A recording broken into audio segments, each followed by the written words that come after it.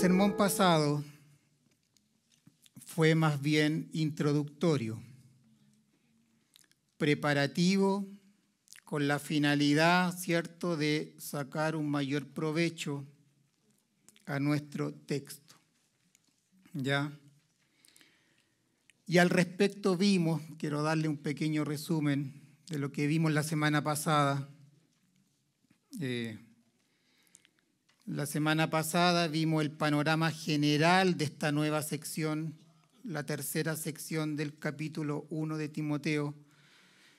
Dijimos que el énfasis está en la gracia de Dios y cómo debemos responder a ella. En relación a esto, definimos nuestro título, y nuestro título es 3 respuestas del corazón regenerado que ha experimentado la gracia de Dios. Y dividimos la sección en 3 enunciados principales. Número 1, gratitud, versículo 12. Número 2, testimonio, versículo del 13 al 16. Y número 3, alabanza o doxología, versículo 17. Estas son las 3 respuestas del corazón regenerado a la gracia de Dios. Luego hablamos lo que significa para el autor de esta carta, el apóstol Pablo, la gracia de Dios. Y al respecto dijimos que más o menos el 65% de las veces que se usa la palabra gracia en todo el Nuevo Testamento es paulino. Dijimos que él abre y cierra sus cartas con el deseo de gracia, gracia a vosotros. Y aprovechamos de recordar los desafíos de Timoteo en Éfeso y cómo él requiere urgentemente la gracia de Dios para llevar a cabo el mandato apostólico. El apóstol no solo abre y cierra sus cartas con gracia, sino que además destacamos en forma particular que sus últimas palabras inspiradas en 2 de Timoteo son: la gracia sea con vosotros. Amén. Esas son las últimas palabras, el último deseo, la última oración del apóstol Pablo en 2 de Timoteo. Y estas últimas palabras en Pablo son a la vez una prueba, una evidencia de lo que la gracia abundante, poderosa, soberana, inmerecida de Dios hace en un hombre. Lo mantiene fiel hasta el final. Lo hace perseverar hasta el final. Pablo, preso, esperando su martirio, está preocupado por el progreso del Evangelio. No está pensando en él. Y esto es maravilloso. Además, explicamos los 4 usos que Pablo le da a la palabra gracia. Cada vez que usted lea las epístolas paulinas, usted debe identificar uno de aquellos usos, según el contexto. Es importante que usted identifique, ¿cierto?, cuál es el uso que el apóstol Pablo da a la palabra gracia en sus epístolas. Luego conectamos la sección 2, que era advertencia contra los falsos maestros de la ley, con esta nueva sección. Y dijimos que esta sección en realidad no es un paréntesis de Pablo, no es una digresión, hay una continuidad en el desarrollo del pensamiento. A Pablo se le encomendó al final del versículo 11, se le confió el glorioso evangelio del bienaventurado Dios. Y cuando él lo recuerda lo que el evangelio hizo, lo que la gracia hizo por él, que él se considera el primero de los pecadores. Él se pone como ejemplo de lo que la ley usada legítimamente puede hacer, que es llevarlo al evangelio de la gracia. La ley nos muestra la necesidad de la gracia, nos muestra que somos pecadores y necesitamos ser salvados. Los falsos maestros tienen un falso evangelio y una motivación orgullosa, generando pleitos y contiendas por sus vanas palabras. El evangelio no son vanas palabras. El evangelio es poderoso. Por último, dijimos que el corazón de Pablo no es un corazón frío, apagado, sin vida. Tiene una santa pasión. Nunca ha dejado de sorprenderse por lo que la gracia ha hecho en su vida. Y comienza esta sección con una explosión de acción de gracias que sube cada vez más en intensidad, pasando por su testimonio para llegar finalmente al clímax, que es la doxología, la alabanza a Dios. Después de este breve recordatorio, pasemos a ver la primera respuesta del corazón de Pablo por la gracia salvadora. Mantenga en mente el panorama general, lo que le acabo de hablar, el contexto histórico, porque ahora vamos a ir a los detalles, vamos a transitar el bosque. ¿Usted cree que esto es mucho? No, ¿cierto? Su espíritu nos capacita. Nos capacita para comprender, para que nuestra memoria cumpla su función, la más honrosa, la más alta, de considerar su palabra, de recordar su palabra, de meditar en su palabra. Usted no se da, yo creo que muchos de ustedes menosprecian la capacidad que tienen de estudio, pero de a poco vamos a ir estudiando cada vez más. Usted no se va a dar ni cuenta que usted va a estar explicando conceptos y el evangelio en su casa. ¿Cierto, Marcos? Amén. Número 1, gratitud. Versículo 12. Gratitud. Abra su Biblia en 1 de Timoteo, capítulo 1, versículo 12. Mi recomendación es que usted tenga idealmente una Biblia de papel, ¿ya? Y si tiene algún dispositivo electrónico, lo ideal es que esté en modo avión para que vamos siguiendo la lectura juntos y no se distraiga. Gratitud, versículo 12, dice: doy gracias al que me fortaleció, a Cristo Jesús nuestro Señor, porque me tuvo por fiel poniéndome en el ministerio. Pablo dice: doy gracias. El orden de las palabras en el griego destaca la gratitud de Pablo. Literalmente el versículo comienza con gratitud. El énfasis está en la gratitud. Y dice: gratitud tengo, dice el apóstol.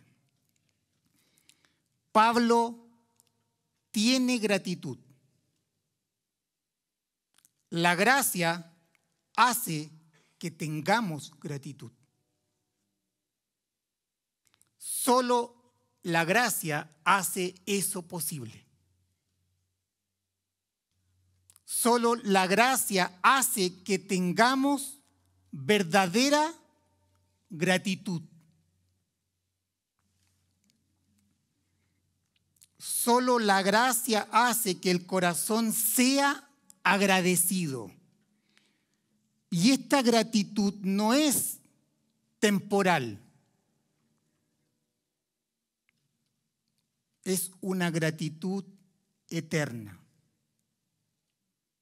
El cristiano está y estará siempre agradecido por la gracia de Dios, por la bondad amorosa de Dios.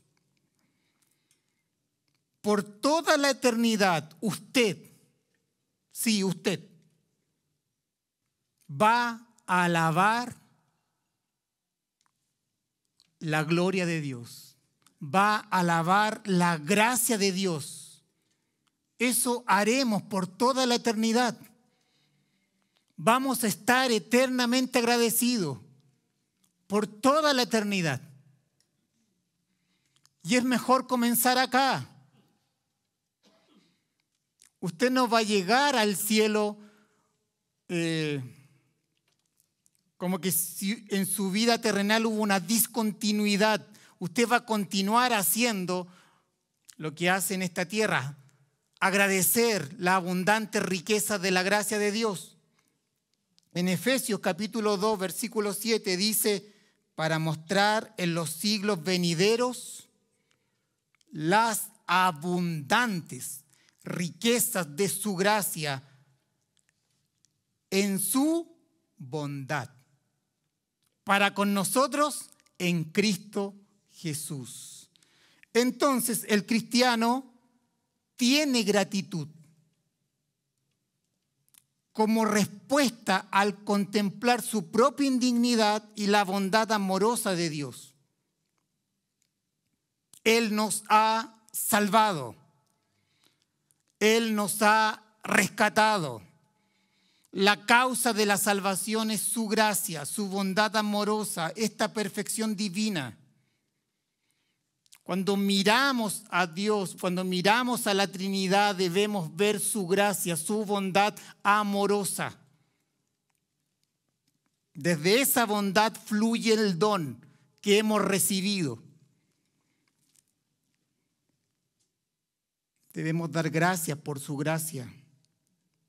Debemos elevar los ojos al cielo con pensamientos sublimes por su gracia. Debemos contemplar su gracia salvadora, la gracia que nos pensó en la eternidad, nos escogió en la eternidad, que nos alcanzó en el tiempo presente, que nos lleva a una posición de gracia, a un estado de gracia y que nos llevará a la eternidad. Bendita gracia, sublime gracia de Dios. De gracias por todo lo que tiene valor eterno en su vida. Considere todo lo que tiene valor eterno en su vida. Todas las bendiciones espirituales que tenemos en Cristo. Las bendiciones temporales tienen su lugar para dar gracias, pero son temporales. Por encima de todo están las bendiciones espirituales. El apóstol Juan dice que la vida cristiana es tener de Dios su amor. Usted tiene su amor, su paz, la luz de la vida eterna, comunión con el Padre, la palabra morando en nosotros. Es decir, no solo tenemos gratitud, sino que además tenemos su amor, su paz, la luz de la vida eterna, comunión con el Padre, la palabra morando en nosotros. Juan capítulo 5, versículo 42, Juan capítulo 16, versículo 33, Juan capítulo 8, versículo 12, Juan capítulo 3, versículo 15 y primera de Juan 2, capítulo 23. Usted no solo tiene gratitud, tiene su amor, su paz, la luz de la vida eterna, comunión con el Padre y la palabra morando en nosotros. Pablo dice que tenemos esperanza en Dios. Los incrédulos no tienen esperanza. Pablo dice que tenemos redención por su sangre. Tenemos acceso a Dios. Tenemos herencia en el reino de Cristo. Tenemos una morada ya preparada. Hechos capítulo 24, versículo 15.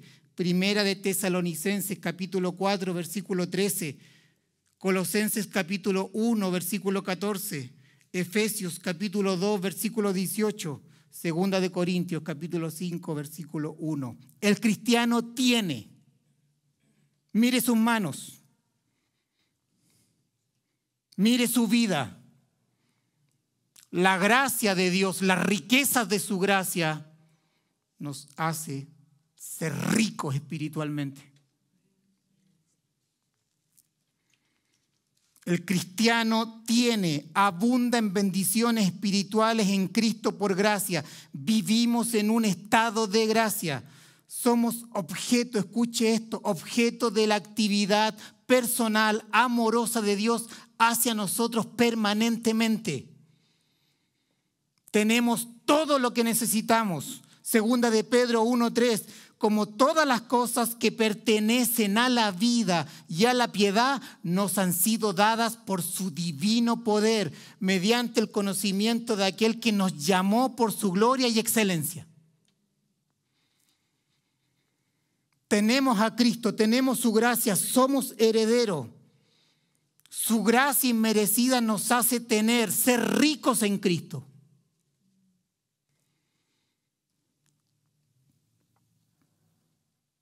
Por lo tanto, el cristiano no solo tiene gratitud.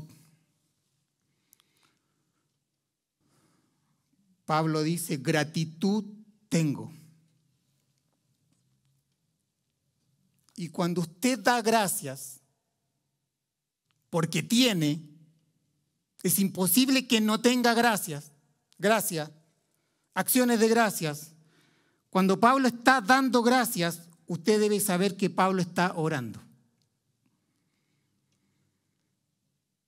Y la oración es el lenguaje de la dependencia a Dios.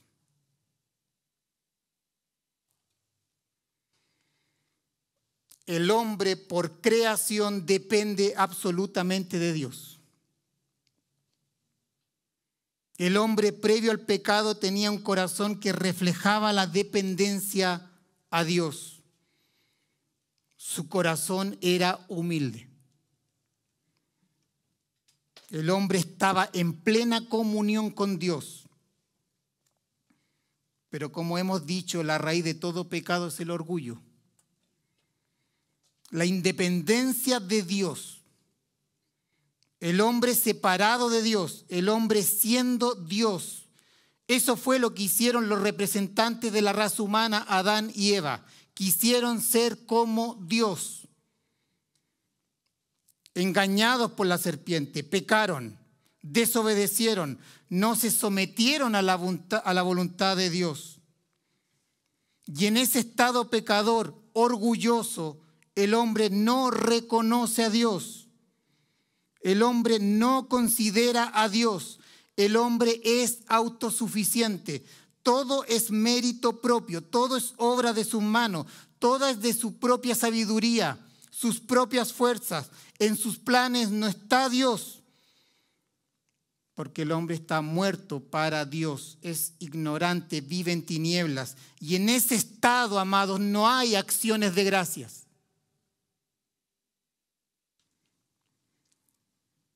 No hay oración. Un corazón orgulloso, centrado en el yo, no ora, no puede orar. No hay acciones de gracias. La falta, ausencia de gratitud es una característica de los incrédulos. Romanos 1:21 dice, pues habiendo conocido a Dios, no le glorificaron como a Dios, ni le dieron gracias. El hombre rechazando a Dios, sino que se envanecieron en sus razonamientos y su necio corazón fue entenebrecido. Pero su gracia soberana, incondicional, inmerecida, irresistible, trae al hombre a la dependencia de Dios. Lo hace nacer de nuevo, le da un nuevo corazón, le da un corazón humilde, restablece la dependencia que por constitución divina tiene el hombre hacia Dios. Y el hombre vuelve a ser la criatura y Dios vuelve a ser Dios.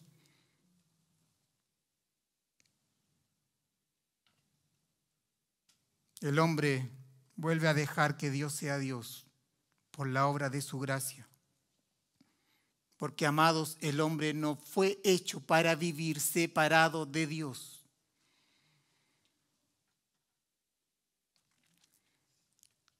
Bendita gracia que venció el orgullo en nuestras vidas.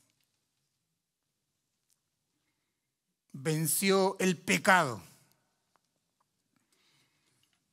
que nos lleva de vuelta a Dios y a depender absolutamente de Él. Jesús dijo, separados de mí, nada podéis hacer en Juan 15. Mateo capítulo 5, versículo 3 dice, bienaventurados, dichosos los pobres en espíritu, porque de ellos es el reino de los cielos, en el Sermón del Monte. Eso hace la gracia, nos hace humildes. La humildad es el antídoto del orgullo y entramos al reino reconociendo nuestra propia bancarrota espiritual. Dejamos de ser autosuficientes, de ser sabios en nuestra propia opinión, nos vemos como nada y vemos a su gracia por fe que lo es todo.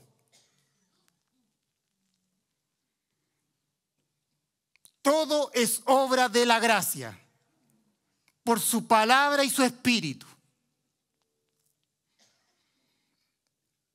Pero como usted sabe, en este estado de gracia en que se encuentra el cristiano regenerado, hay pecado residual en nosotros. Está presente el pecado hasta nuestra glorificación. Somos pecadores redimidos. Aún hay orgullo en nosotros. Orgullo residual que quiere volver a entronarse. Siempre el pecado, el orgullo va a querer entronarse. No descansa. 7/24 está activo en nuestra vida. Pero el cristiano debe vivir esta nueva vida en el poder del Espíritu, quien nos hace crecer en santidad y crecer en humildad, es decir, crecer en dependencia. De acuerdo al nuevo corazón que tenemos, un corazón humilde, un corazón manso,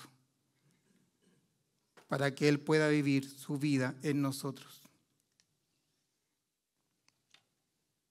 Un incrédulo no puede orar. Es orgulloso por naturaleza. Pero un santo por naturaleza es humilde. Y quiero que recuerde esto.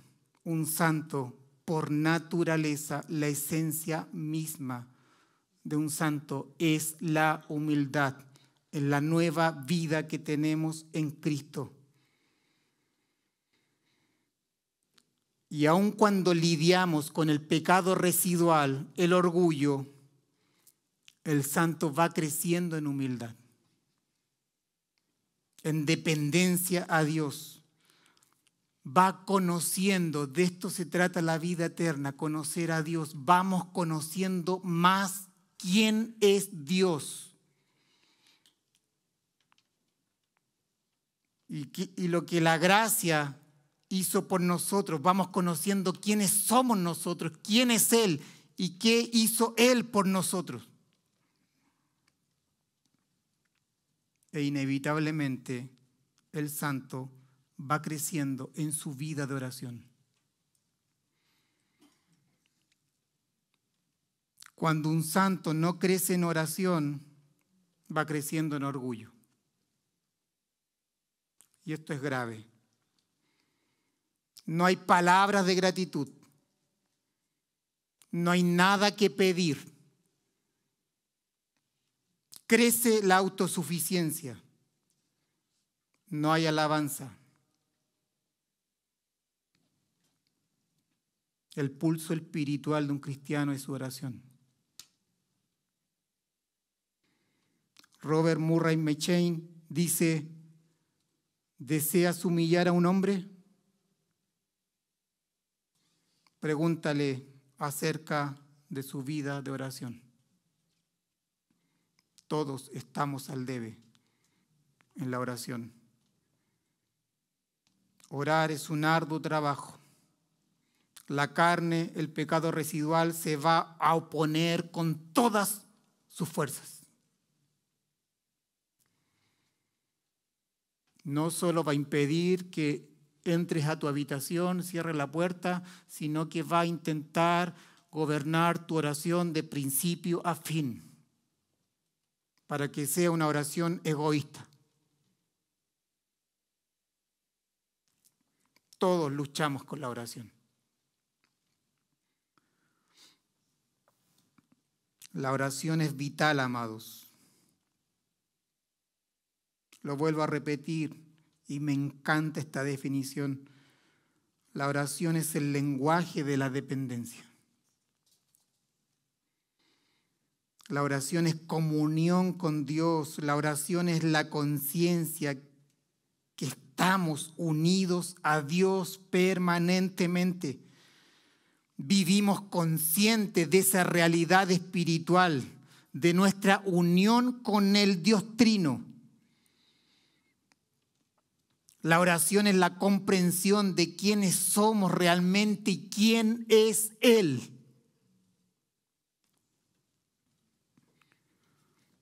La oración es uno de los principales medios de gracia dados por Dios junto con la palabra para que su pueblo crezca en santificación. Este medio de gracia, es tanto privado como público, tanto personal como corporativo. Y en este estado de gracia en la cual estamos firmes, Dios va dispensando su poder, su bondad, su expresión amorosa, sus fuerzas por medio de la oración. Efesios 6.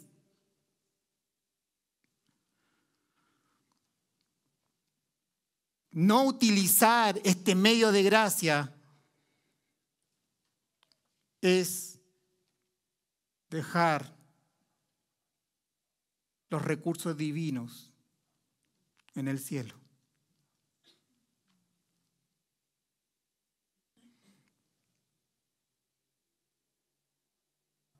La actividad de la oración empapa toda la vida cristiana. Cristiano débil, poca oración, poca palabra. Martin Lloyd-Jones dijo, la oración es, sin duda alguna, la actividad más alta del alma humana. La actividad más alta del alma humana. El hombre alcanza su mayor y más alto nivel cuando de rodillas se encuentra cara a cara con Dios. Y esto es poderoso.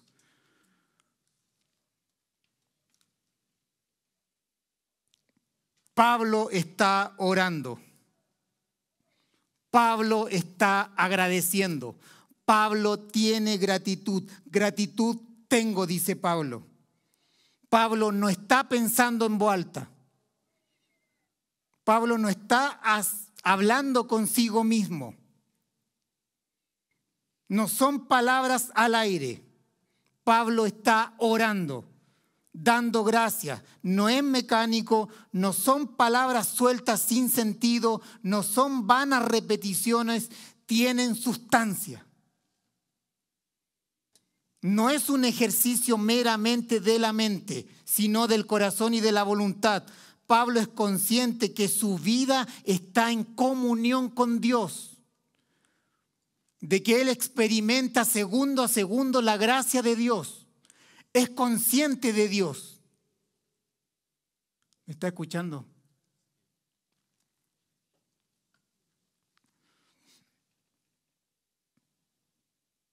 Él está consciente de esta comunión con Dios.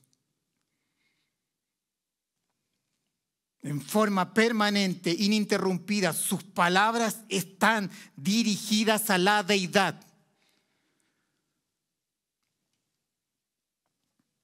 Si Pablo está orando, entonces la acción de gracias es un aspecto de la oración. Pero no es el único aspecto. como lo hemos enseñado en otras oportunidades, también hay peticiones, también hay rogativas, también hay súplicas, también hay confesiones de pecado, también hay intercesión y también hay adoración. Estos aspectos deben estar presentes en tu vida de oración. Pablo está agradeciendo. El corazón de Pablo es un corazón agradecido. Solo un corazón agradecido puede decir esto. Primera de Tesalonicenses, capítulo 5, versículo 16, dice, estad siempre gozosos. Versículo 17, orad sin cesar.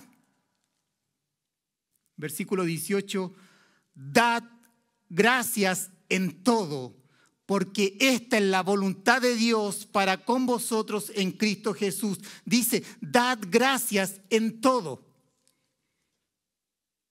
Hasta en lo adverso. ¿Por qué debemos dar gracia en todo, aun cuando nuestra vida esté pasando por momentos difíciles y procesos difíciles? Porque Dios hace que todas las cosas ayuden para nuestro bien. Romanos 8:28. Pablo sabe de lo que habla, sabe de sufrimientos. Dar gracias siempre debería estar arraigado en nuestro corazón.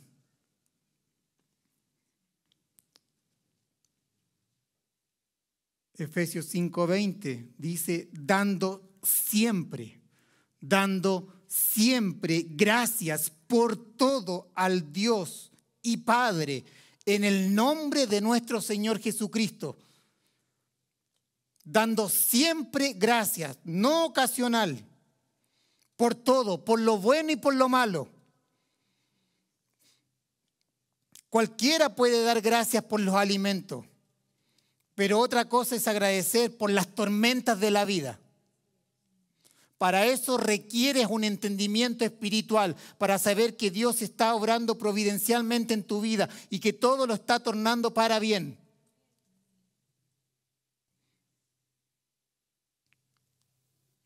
Las acciones de gracia fijan tus ojos al cielo y puedes decir que Dios gobierna, que mi alma está segura en Él, está guardada en Él. Colosenses 4:2 dice, perseverad en la oración,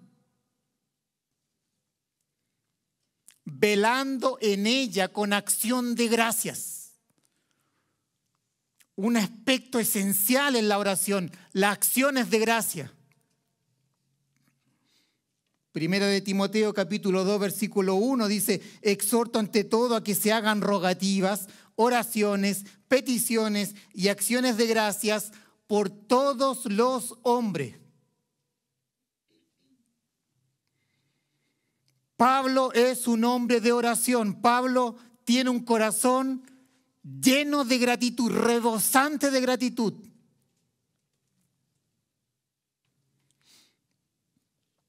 Quiero que veamos rápidamente algunos motivos de acciones de gracia de Pablo en sus cartas. Primera de Tesalonicenses.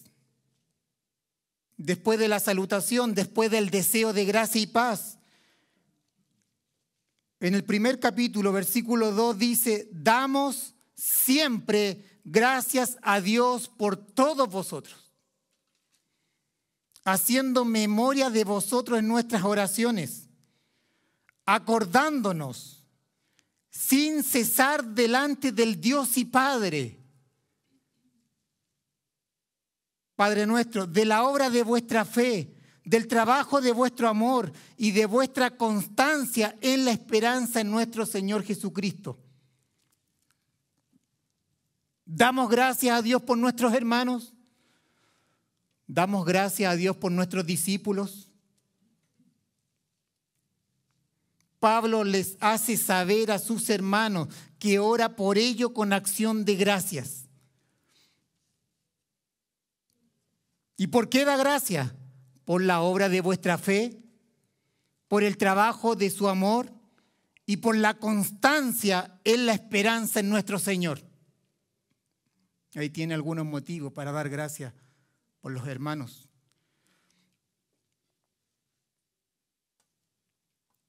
Capítulo 2, versículo 13, Primera Tesalonicense.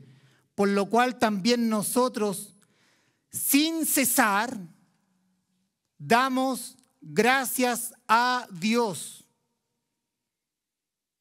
de que cuando recibisteis la palabra de Dios que oísteis de nosotros, la recibisteis no como palabra de hombres, sino según es en verdad, la palabra de Dios, la cual actúa en vosotros los creyentes. Pablo da gracias a Dios por la respuesta de los tesalonicenses al Evangelio. Da gracias a Dios por la recepción y la aceptación del mensaje. En segunda de Tesalonicenses, después de la salutación nuevamente, después del deseo de gracia y paz, nuevamente da gracias por los santos y se regocija por sus hijos espirituales. Capítulo 1, versículo 3 dice, debemos siempre dar gracias a Dios por vosotros. Hermanos, como es digno, por cuanto vuestra fe va creciendo y el amor de todos y cada uno de vosotros abunda para con los demás. Para Pablo era un deber siempre dar gracias a Dios por los santos. Pablo tiene un corazón lleno de gratitud. ¿Cómo no dar gracias si la fe va creciendo? ¿Cómo no dar gracias si el amor abunda para con los demás? Primera de Corintios.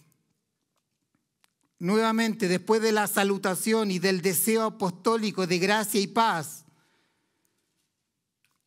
en el primer capítulo, versículo 4, dice, gracias doy a mi Dios siempre por vosotros, por la gracia de Dios que os fue dada en Cristo Jesús. Pablo siempre encontraba algo digno en los hermanos por lo cual dar gracias. Usted sabe que la iglesia de Corintios fue una iglesia difícil para Pablo. Era una iglesia no muy espiritual. Pero Pablo da gracias por la gracia de Dios que le fue dada en Cristo a la iglesia en Corintios. Siempre hay un motivo para dar gracias a Dios por la obra que está haciendo con los hermanos en su iglesia.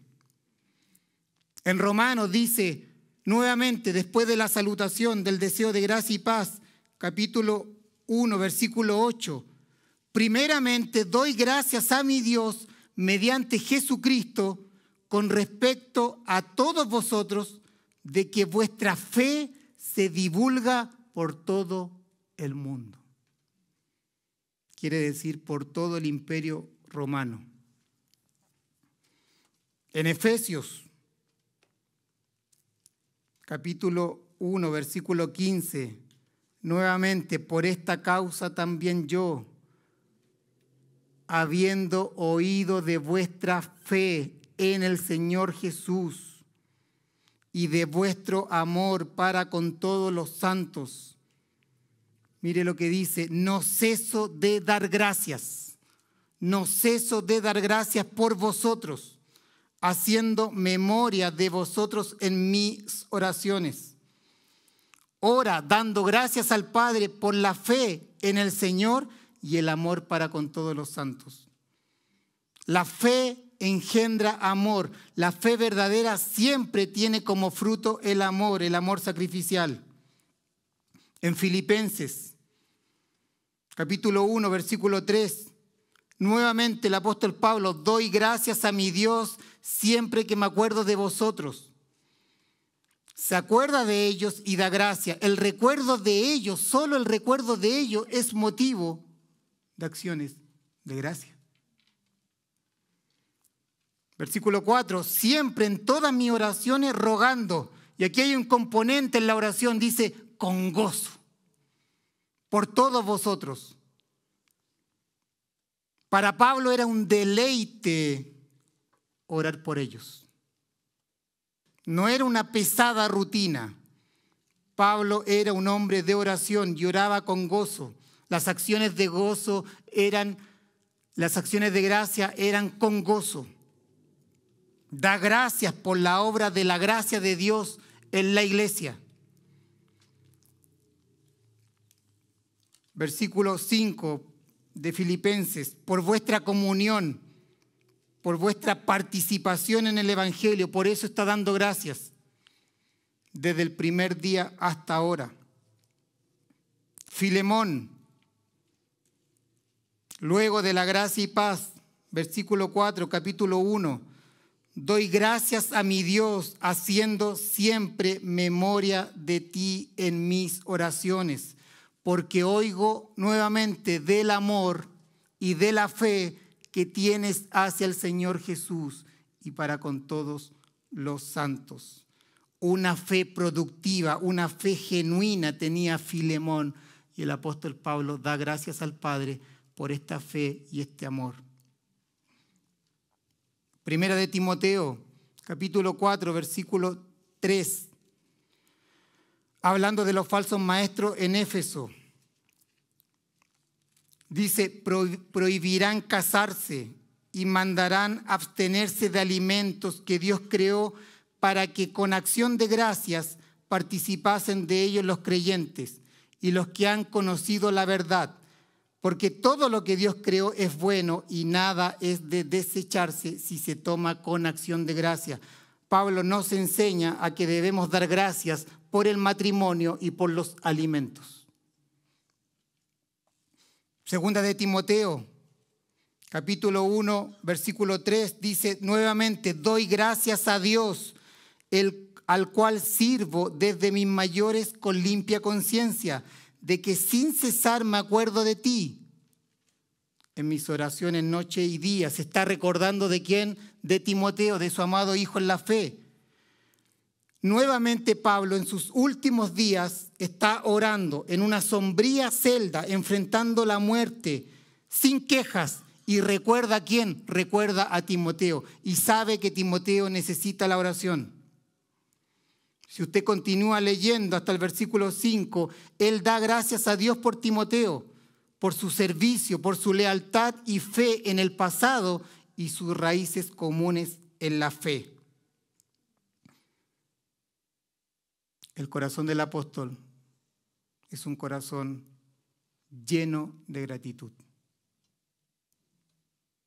Hasta aquí un panorama no exhaustivo de las acciones de gracia del apóstol Pablo,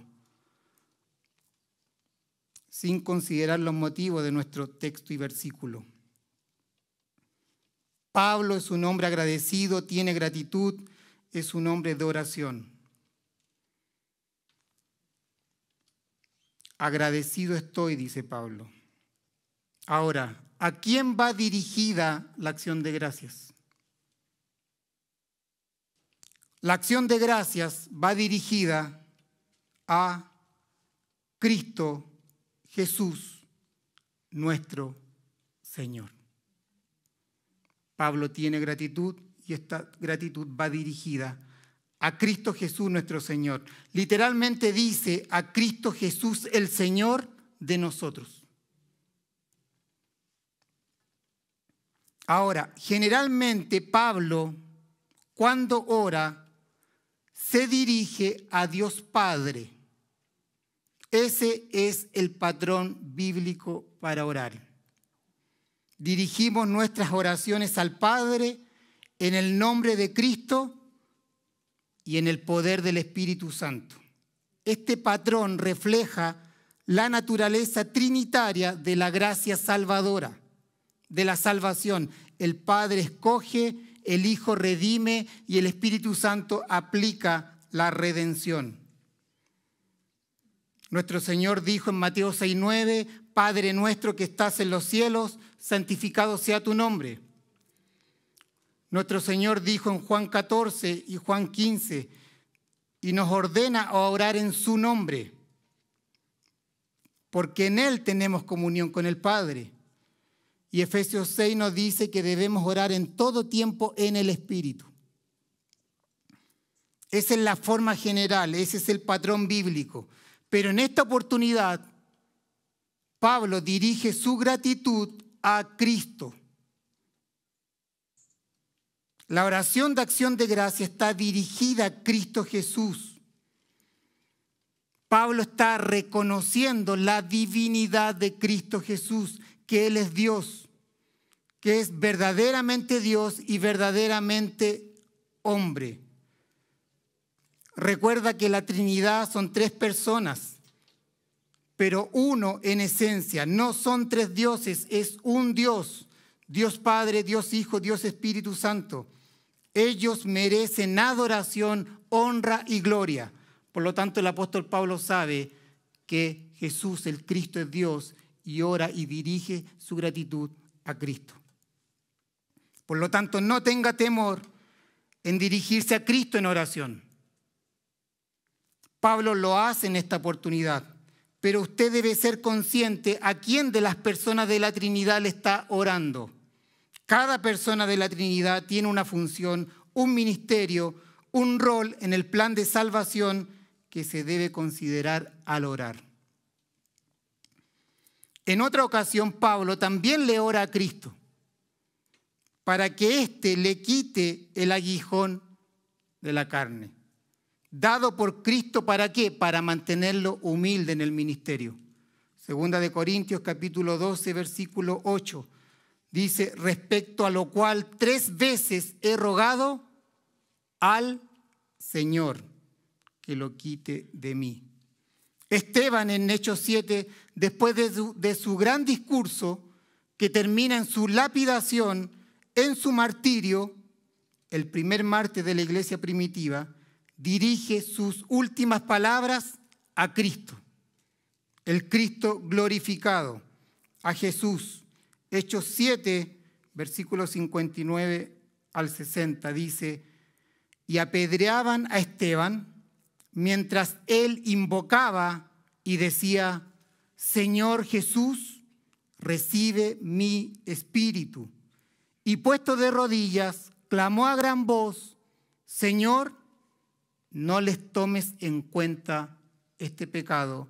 Y habiendo dicho esto, durmió. También Esteban pone a Jesús al mismo nivel de Dios, lo reconoce como Dios. Las últimas palabras de Esteban, ora para que el Señor Jesús reciba su espíritu y ora por perdón, para que Dios perdone a aquellos que son parte de su martirio. Y por lo que vimos la semana pasada, usted sabe que Saulo era parte que consentía en la muerte de Esteban. Entonces podemos dirigir nuestras oraciones a Cristo. Es perfectamente bíblico. Él es Dios, verdaderamente Dios y verdaderamente hombre. Pero recuerda que el patrón bíblico es orar al Padre en el nombre del Hijo, en el poder del Espíritu. Pero Pablo, cuando se dirige a la segunda persona de la divinidad, lo dice con su nombre personal y con sus 2 títulos. Y esto está lleno de doctrina. Pablo dice, gratitud tengo, y la dirige a Cristo Jesús, el Señor. Veamos qué significa el título Cristo brevemente. El título Cristo significa ungido. Su equivalente en el Antiguo Testamento es Mesías. Pablo reconoce que Jesús era el Mesías prometido. Él era el cumplimiento de la profecía. Él es el ungido de Dios. Era ungido por el Espíritu Santo, quiere decir ordenado, apartado y habilitado. ¿Para qué? Para llevar a cabo la tarea de salvar a su pueblo, que nace por causa de su gracia. A Él le fue dado el Espíritu Santo sin medida. Todo lo que hizo, lo hizo en el poder del Espíritu Santo. No había pecado en Él. Fue ungido para su oficio triple. Fue ungido para ser nuestro profeta, el portavoz más grande y final de Dios de cara al hombre, el profeta por excelencia. Él no solo proclamaba la palabra de Dios, sino que Él es la palabra de Dios. Juan 1:1.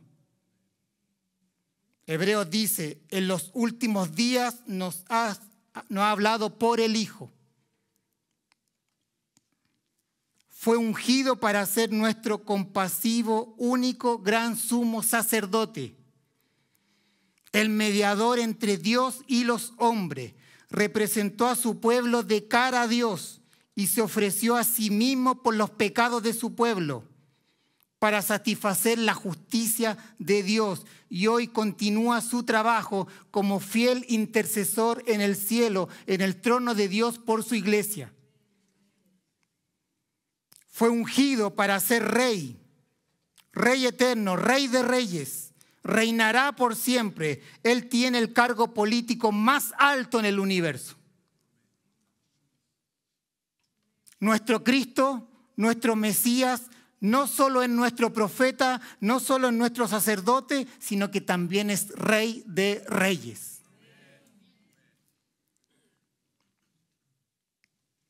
Jesús dijo de sí mismo que Él era el Mesías. Al leer la profecía de Isaías, capítulo 61, versículos 1 y 2, donde se describe el ministerio del Mesías. En Lucas 4, versículo 16 dice, vino a Nazaret, donde se había criado, y en el día de reposo entró en la sinagoga conforme a su costumbre y se levantó a leer.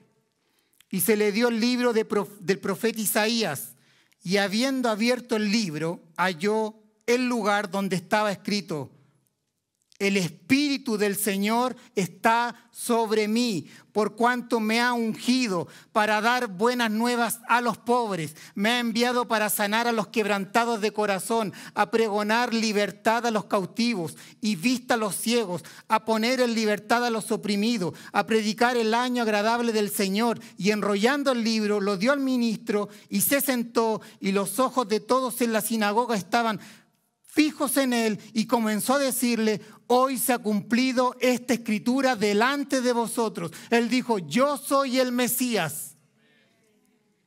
Es una afirmación mesiánica. La profecía mesiánica de Isaías se había convertido en realidad en aquel día.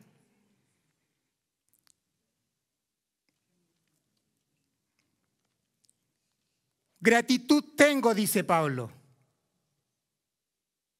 Y la dirige a Cristo.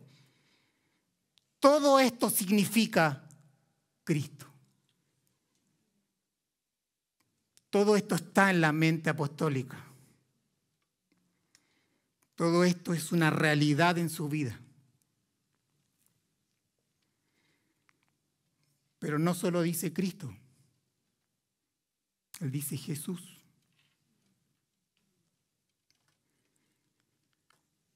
Su nombre personal, dado por el cielo. Es el nombre más dulce. Es el nombre más fragante,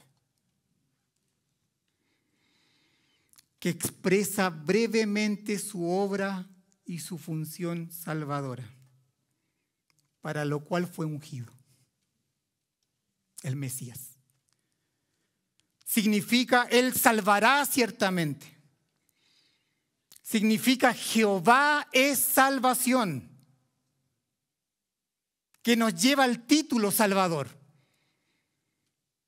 Su nombre Jesús nos lleva al título Salvador. Su título Salvador nos lleva al nombre Jesús. Lucas 2:11. el ángel dándole la noticia a los pastores, que os ha nacido hoy en la ciudad de David un Salvador, que es Cristo el Señor. Ahí están los 3 títulos. Estos 3 títulos definen la persona y la obra de Cristo.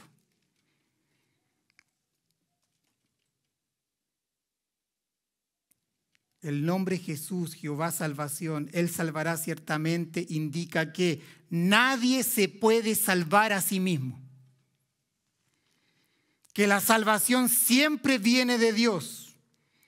Que solo Él y nadie más que Él puede salvar. Hechos 4:12 dice, y en ningún otro hay salvación, porque no hay otro nombre bajo el cielo dado a los hombres en que podamos ser salvos. En ningún otro nombre hay salvación. Ni en Buda, ni en Mahoma, ni en Confucio, solo en Jesús. No vino a salvar tu matrimonio, no vino a salvar tus finanzas, no vino a salvarte de los vicios. Todo esto son síntomas, no es la intención original.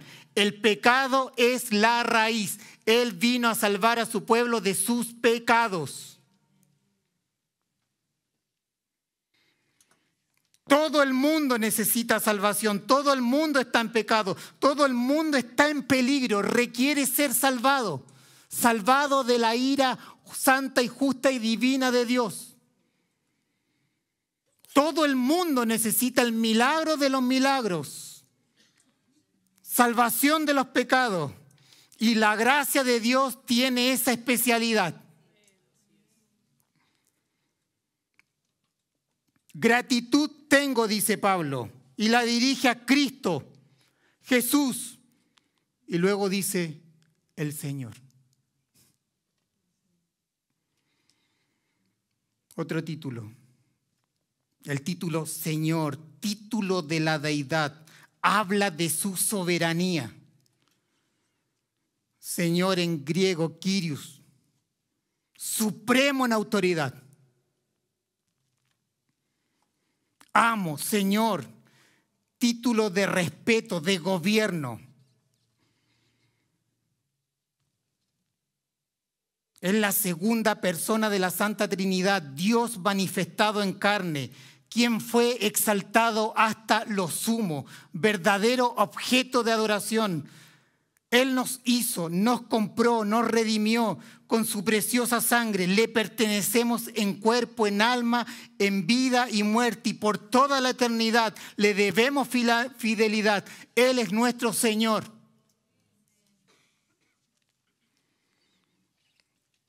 Le debemos obediencia en amor.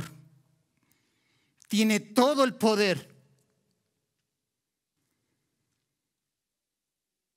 Jesús dijo previo a su ascensión, toda potestad me es dada en el cielo y en la tierra. Es la confesión más fundamental en la iglesia primitiva. Jesucristo es Señor. Estos 2 títulos, más su nombre, o sus 3 títulos, cuando su nombre Jesús se relaciona con el título Salvador, definen la persona de Cristo, la obra de Cristo. Le conocemos como Jesús, como Salvador, como Cristo y como Señor. Jesús es la suma de estos títulos. No es que puedas escoger uno u otro. Debes amar a Cristo Jesús el Señor, como lo que Él es.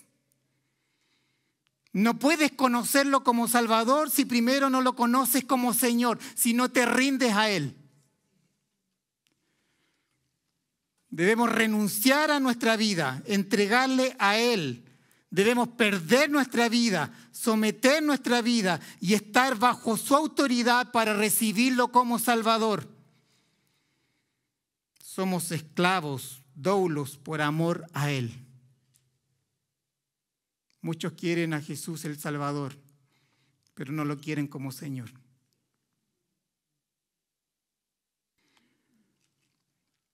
Gratitud tengo, y esta gratitud la dirige a Cristo Jesús, el Señor. Todo esto está en la mente de Pablo y es maravilloso cuando él dirige su acción de gracias a Cristo Jesús, el Señor. Y yo espero que con la ayuda del Espíritu Santo esté en nuestra mente, grabada en nuestro corazón, sellada en nuestro corazón, este nombre personal de Jesús con sus 2 títulos o sus 3 títulos. Usted debe conocer el significado de este nombre y estos títulos. Definen la persona y la obra del ministerio de nuestro Señor. Por último, Él dice de nosotros. Recuerde que literalmente dice a Cristo Jesús el Señor de nosotros. En esta gloriosa designación el apóstol Pablo incluye también a Timoteo, queriendo decir que Timoteo tiene como Señor a Cristo Jesús. Él es nuestro Señor. Timoteo, Él es nuestro Señor. Somos esclavos por amor. Él es el Salvador, Timoteo. Vino a salvar a pecadores. Los falsos maestros están haciendo un uso ilegítimo de la ley. Timoteo, él era el Mesías prometido, ungido para hacer dicha obra. Timoteo necesitaba escuchar esto y nosotros también. Un comentario adicional es que para Pablo, Cristo Jesús el Señor, según el contexto inmediato de esta porción, Él es la fuente de gracia. Versículo 14 dice, pero la gracia de nuestro Señor. Y en el versículo 2 dice que la fuente de la gracia, la misericordia y la paz es Dios nuestro Padre y Cristo Jesús nuestro Señor. El Padre dispensa su gracia por medio del Hijo.